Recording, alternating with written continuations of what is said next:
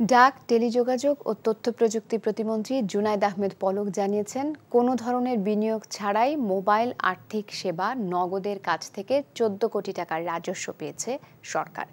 রাজধানীর ওসমানী স্মৃতি মিলনায়তনে বিশ্ব টেলিযোগাযোগ ও তথ্য সংঘ দিবস উদযাপন উপলক্ষে আয়োজিত এক অনুষ্ঠানে একথা জানান তিনি।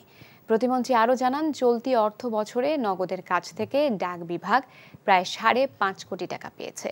কোনো ধরনের বিনিয়োগ না করে শুধু ইনফ্রাস্ট্রাকচার ও পলিসি সাপোর্ট দিয়ে এই আয়ের পথ তৈরি হয়েছে। এর আগে সচিবালয়ে ২০২৩ সালের আয় থেকে ডাক অধিদপ্তরের ৫,৫১,৩৭,৫৫৮ টাকা রাজস্ব বুঝিয়ে দেয় নগদ।